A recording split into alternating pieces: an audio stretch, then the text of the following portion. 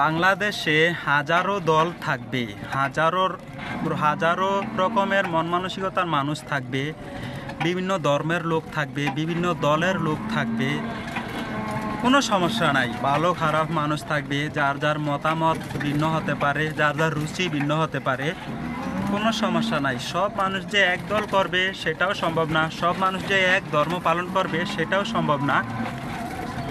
যার যার অবস্থান থেকে সে চলাফেরা করবে, বেঁচে থাকবে, সমস্যা নাই। কিন্তু প্রত্যেকটা মানুষের উচিত সঠিক দলের সাথে সঠিক মতামত নিয়ে সঠিকভাবে ইসলাম পালন করে, সঠিকভাবে তার বিভিন্ন ধর্ম পালন করে মানব জাতির উন্নয়নে, দেশ ও জাতির কল্যাণে, তার ধর্মের কল্যাণে কাজ করা। কেউ কাউকে আঘাত করে নয়,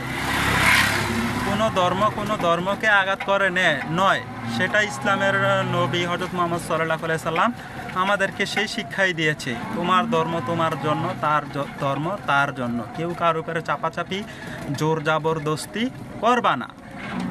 তাহলে আপনি যেই দলেরই নেতা হন, দেশের 20 কোটি মানুষ আপনার নিরাপত্তায় থাকবে। আপনি 20 কোটি মানুষকে নিরাপত্তা দিতে হবে, আপনি যেই দলেরই নেতা হন।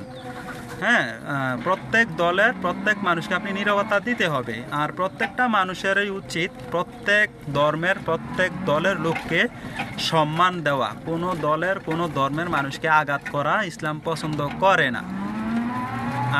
এখানে আবার একটা বিষয় আছে যে ভালোবাসা প্রদর্শন দেখাইতে গিয়ে, নিরাপত্তা দিতে গিয়ে এখানে সমালোচনার মুখোমুখি হতে হয়। আমি বলবো, আপনি সমালোচনাকরণের পূর্বে ইসলামের যুদ্ধনীতি, মুহাম্মদ সাল্লাল্লাহু আলাইহি সাল্লামের রাষ্ট্রনীতি, মুহাম্মদ সাল্লাল্লাহু আলাইহি সাল্লামের হুদাইবিয়ার সন্ধি, আপনি এগুলো আলোচনা পড়েন, তখন আপনি সঠিকটা বুঝতে পারবেন, আপনি অন্যকে বুঝাইতে পারবেন, এবং আপনি ভুলের মধ্যে থাকলে অন্যজন আপনাকে সঠিকটা বুঝাই দিতে পারবে, তখন আপনি গ্রহণ করবেন। আর যদি তা না হয়, আপনি অন্যের ভালোটাও আপনি গ্রহণ করতে পারবেন না, কারণ আপনি তো সঠিকটা বুঝেন না।